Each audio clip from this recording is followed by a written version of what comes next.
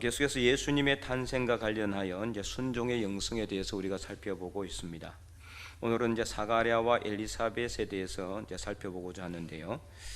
사실 사가랴와 엘리사벳은 성경에 그렇게 이제 내용은 많이 나오는데 이들이 어떻게 순종했고 어떤 믿음을 가졌는지에 대해서는 이제 많이 조명되지는 않고 있습니다. 그도 그럴 것이 이제 성경은 철저히 하나님과 예수님 중심으로 이제 기술이 되기 때문이죠. 그래서 이제 이 사가랴와 엘리사벳은 세례 요한의 부모님입니다. 세례 요한은 어떤 사람입니까? 오늘 본문에도 나왔지만은 17절에 보면은 그가 주 앞에 와서, 그러니까 예수님 앞에 와서, 예수님 먼저 6개월 먼저 태어났어요. 6개월 먼저 태어났지만은 예수님은 30살 때부터 이제 공생애를 시작했지만 이 세례 요한은 이게 뭐 이제 언제부터라고 하지는 않지만은 그는 어렸을 때부터 아예 그냥 빈들여서 가면서 석청을 먹고 그 다음에 메뚜기를 먹으면서 그렇게 그냥 광인처럼 그렇게 살면서 이렇게 계속해서 회개의 세례를 전파했다는 거죠. 그러니까 예수님이 가야 될 길을 이제 닦은. 그래서 이 세례 요한에 대해서 이제 그 예언해 놓은 말씀에도 보면은 주 앞에 먼저 와서, 오늘 본문에도 그렇게 되어 있지만은 이 세례 요한의 사명은 예수님이 가는 길을 먼저 닦아놓는. 그래서 세례 요한은 자기가 이제 예수님에 대해서 증언하기를 내 뒤에 나보다 더 큰 이가 오시는데 나는 그의 신발끈을 풀기도 감당하지 못하겠다. 그만큼 세례 요한은 예수님을 철저히 예수님을 위해서 준비되고 예수님을 위해서 희생되고 예수님을 위해서 헌신하는 그런 사역을 감당을 했어요. 상당히 대단한 그런 일이죠. 그래서 오늘 본문에도요, 보면은 자 이제 이 세례 요한이 태어나면은 어떤 일을 할 것이냐, 그렇게 이제 그것을 말해주고 있죠. 자 15절에 이는 그가 주 앞에 큰 자가 되고 그 다음에 포도주나 독한 술을 마시지 아니하고 모태로부터 성령의 충만함을 받아. 이 성령의 충만함을 태어나면서부터가 아니라 아예 언제부터요? 모태에서부터 성령의 충만함을 받았다라는 거예요. 그 나중에 이제 이 엘리사벳을 누가 찾아갑니까? 마리아가 찾아가잖아요. 그러니까 엘리사벳 안에 뱃속에 있는 세례 요한이 그때 이제 태중에 있었잖아요. 알아보는 거죠. 예수님, 마리아의 뱃속에 있는 예수님을 알아보는 거예요. 성령의 충만함을 이미 모태에서부터 받았기 때문에. 그 다음에 16절에 세 번째는 이스라엘 자손을 주고 그들의 하나님께로 많이 돌아오게 할 것이다. 이 엄청난 일이에요. 아무나 할 수 있는 일이 아니거든요.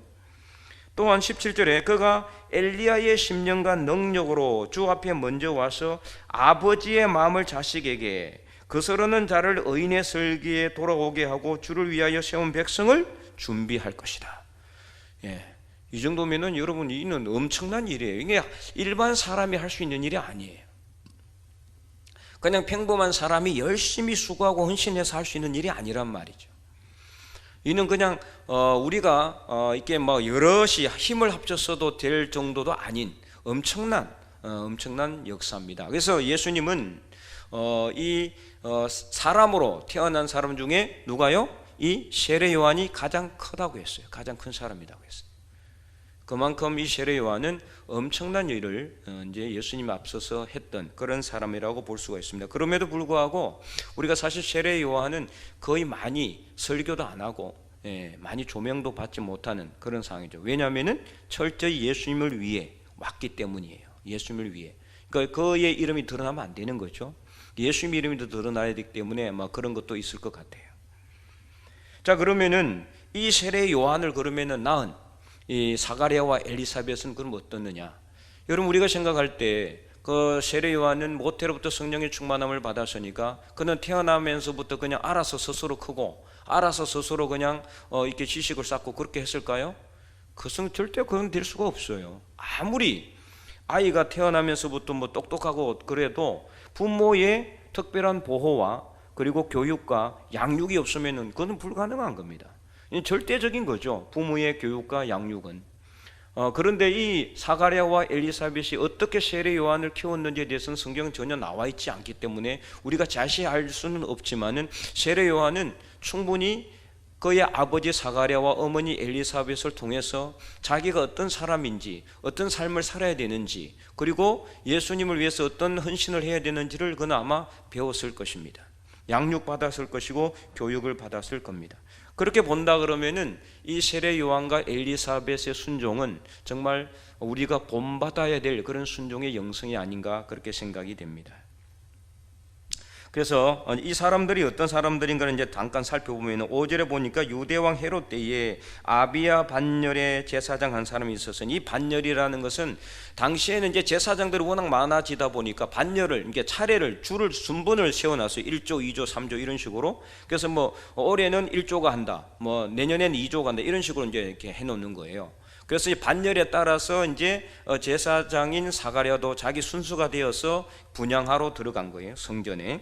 이때 성전은 이제 헤롯 성전을 의미합니다. 솔로몬 성전 이미 타서 없어지고, 그 다음에 스룹바벨 성전도 이미 이제 또 해파되고 없어지고, 그 다음에 이제 스룹바벨 성전을 개축하고 정축한 것이 바로 이제 헤롯 대성전이에요. 그 헤롯 성전이라고 보면 되겠죠. 그래서 이 제사장이었고요. 그의 아내는 역시 또 아론의 자손이었어요. 아론. 예. 그래서 아론의 자손이었는데 이름은 엘리사벳인데, 이 두 사람이 어때요? 잉태를 하지 못했어요. 엘리사벳이 잉태를 하지 못했어요. 그래서 나이가 이미 많았어요. 그럼 이제 어떻습니까? 더 이상 임신하지 못한다는 것을 의미하고 있어요.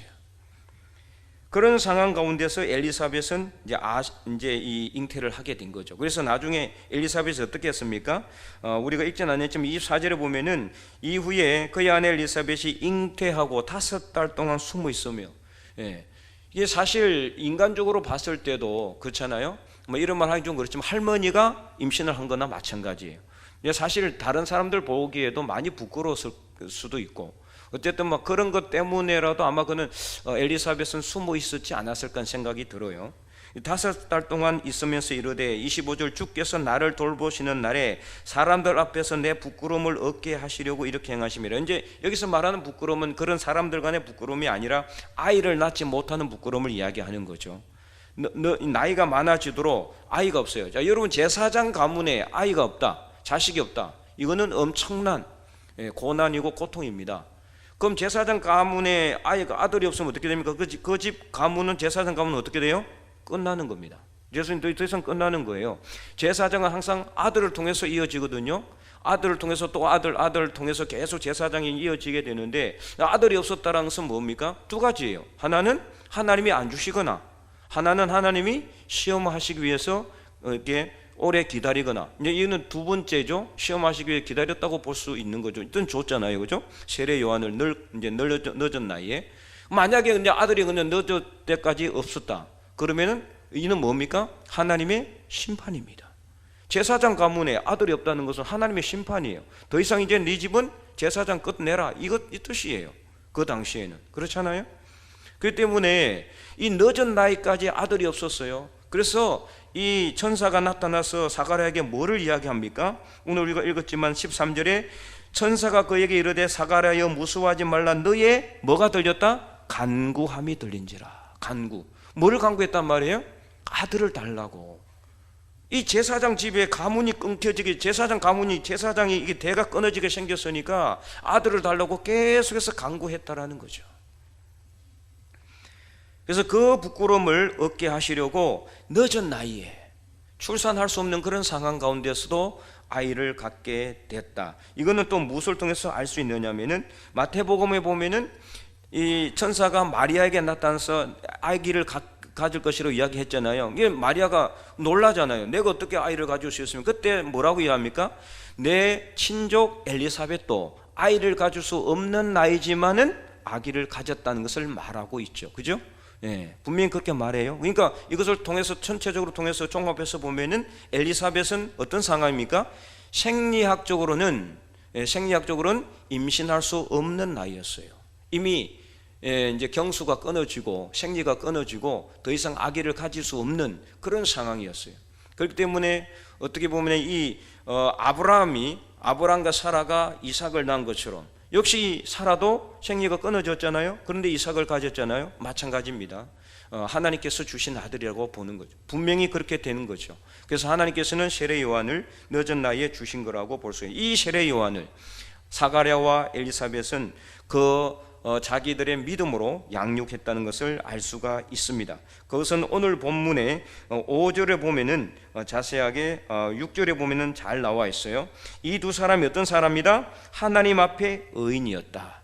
여러분, 제사장이라고 다 의인이었을까요? 절대 그렇지 않습니다. 예수님께서 오셔가지고 가장 신랄하게 비판을 받은 사람이 누굽니까? 제사장입니다. 제사장들. 해칠한 무덤 같다고 그랬어요. 해칠한 무덤 같다. 그래서 신랄하게 비판했어요. 제사장들을. 의인이라면 예수님께서 그들을 비판했겠습니까? 아니죠. 의인이 아니었기 때문에, 제사장이면서도 불구하고 제사장으로서 역할을 하지 못했기 때문에, 영적 지도자로서의 어떤 그 모습을 보여주지 못했기 때문에 예수님으로부터 비판을 받고 질책을 받았던 것이 아니겠습니까? 그러나 이 사가랴는 그렇지 않았다. 하나님 앞에 의인의 삶을 살았다라는 거예요. 그리고 어떤 사람이었습니까?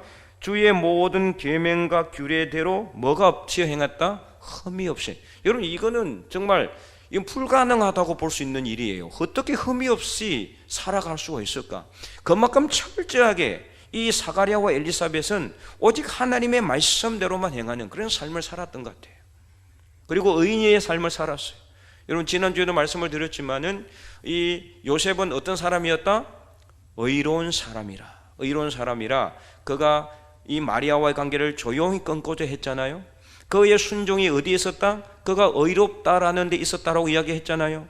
의롭다라는 거, 이 헬라가 뭐다? 헬라로 디카이오시네. 예수께서 제가 여러 번 말씀을 드렸죠. 여러분들도 하도 많이 들어서 아마 이제 다 외우지 않을까 싶어요. 디카이오시네는 뭔 뜻이다? 하나님과 올바른 관계성을 맺는 것이다. 하나님과 올바른 관계성. 다른 제사장들은 몰라도 이 사가랴와 엘리사벳 부부는 정말 하나님 앞에서 흠없이 행하면서 의로운 삶, 하나님과의 올바른 관계를 매일매일 맺기 위해서 노력하고 투쟁하고 그렇게 늘 애쓰는 그런 삶을 살았기 때문에 성경에는 이렇게 의인이었다라고 말씀하고 있어요. 의인이란 말을 아무나한테나 함부로 쓰지 않는다 그랬잖아요. 몇 명 없습니다. 성경에 의라는 말을 붙이는, 사람 앞에 의라는 말을 붙인 사람이 몇 명 없어요. 손에 꼽을 정도예요. 그래서 오늘 우리는 이 사가랴와 엘리사벳, 어떻게 보면은 천사가 나타나서 이런 말을 할 때, 아, 좋습니다, 믿습니다, 아멘, 이렇게 할 사람이 있을까요? 여러분들에게 만약에 여러분들이 나이가 들어서 아이가 없는 상태에서 도저히 의학적으로, 생물학적으로는 아이를 가질 수 없는 상태에서 누군가 나타나서 야, 네가 아기를 가질 것이다 이렇게 이야기한다 그러면은 아멘, 그렇게 할 사람이 있어요?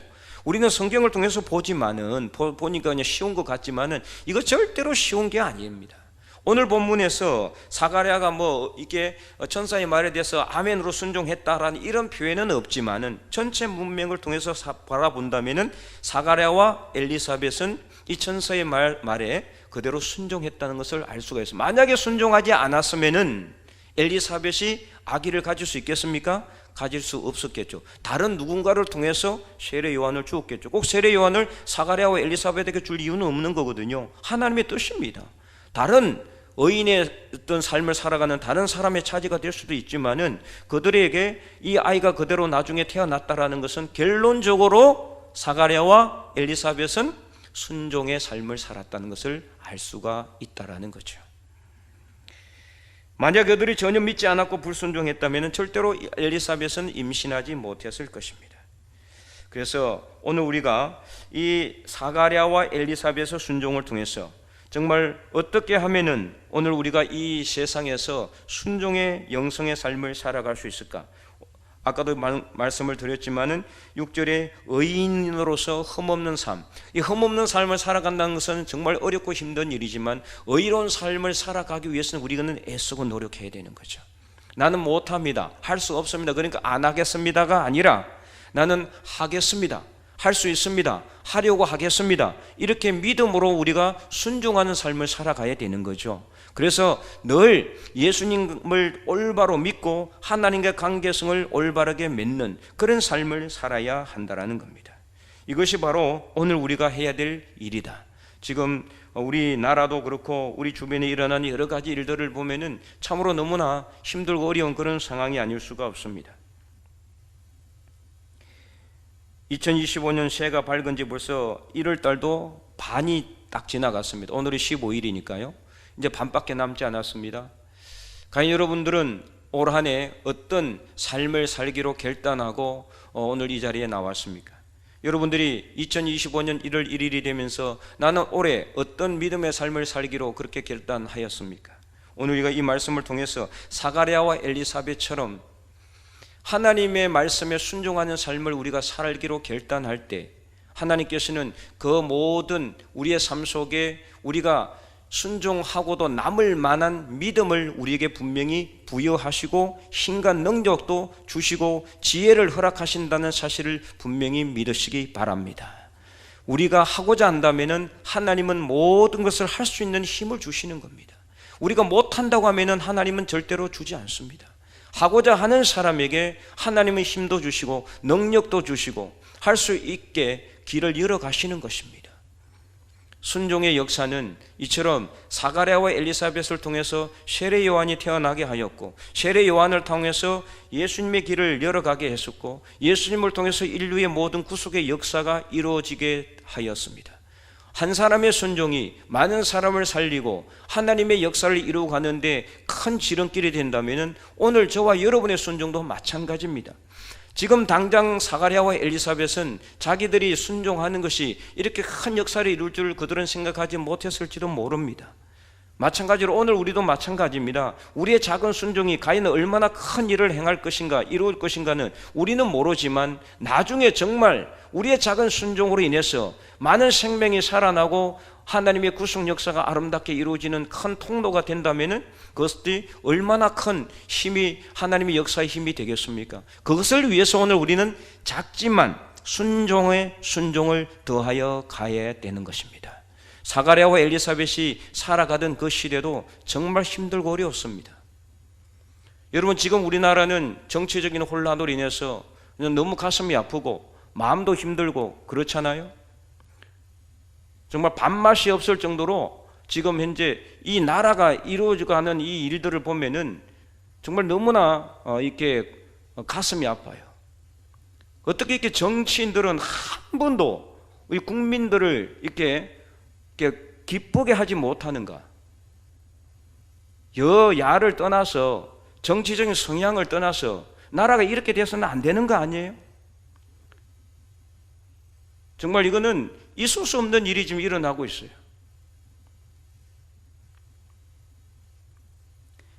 그러나 아직 우리나라는 망한 것도 아니고 북한이 뭐 쳐들어온 것도 아니고 나라 경제가 완전히 공두박질 친 것도 지금은 아닙니다. 지금 상황을 살펴보면 정말 정치인들을 보기도 싫고 그들 위해서 기도해 주기도 싫지만 성경 말씀은 그러지 않고 위의 권세자들을 위해서 기도하라고 했으니 우리는 말씀에 순종해서 기도할 수밖에 없는 거예요.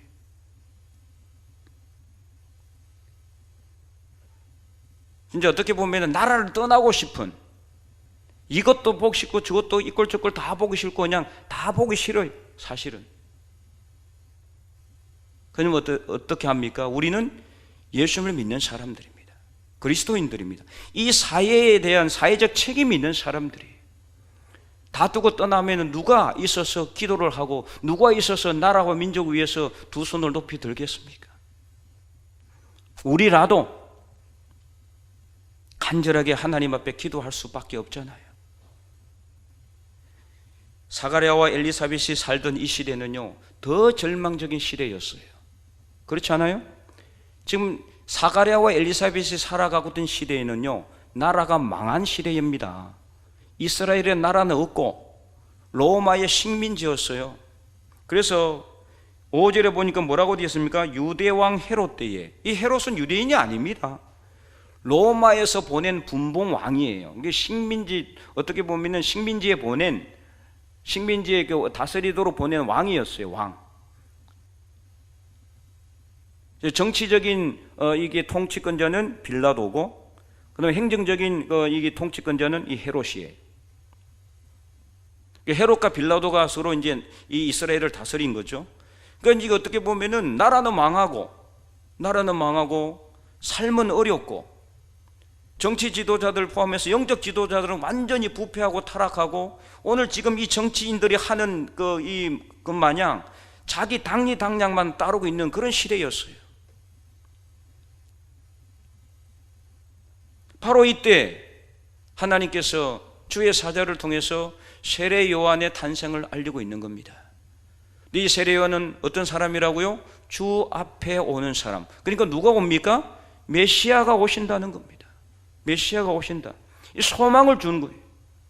오늘 우리도 지금 당장은 지금 이 나라가 정말 어디까지 갈지 아무도 모르지만, 그러나 우리에게는 부활하신 예수님, 아직도 우리와 동행하고 계시는 성령 하나님이 있는 줄 믿습니다. 그 하나님을 바라보고 믿음의 길을 가야 되고, 오늘 이 자리에 앉아서 우리가 기도해야 되는 겁니다. 그래서 정말 오늘 여러분들이 나라와 민족, 이 나라를 위해서 애 끓는 심정으로 기도하셔야 돼요. 애 끓는 심정으로. 나라와 민족이 바로 서지 못하면은 정치적인 혼란이 생길 수밖에 없고, 그러면 백성들의 삶도 어려울 수밖에 없고, 우리 그리스도인들도 신앙 삶을 제대로 살아가기 힘들어요. 나라는 엉망이 되어 있는데 우리는 여기 앉아서 기도만 하고 있습니까? 찬양만 하고 있을 수는 없잖아요. 함께 가야 되는 거예요. 우리가 어디 섬에서 아무도 모르는 무인도 섬에서 신앙생활을 하는 게 아니잖아요. 세상 속에서 우리는 신앙생활을 해야 되기 때문에 이 세상이 안정이 되고 정치적으로 문제가 없어야 되거든요. 그러므로 나라와 민족을 위해서 기도해야 되는 거예요.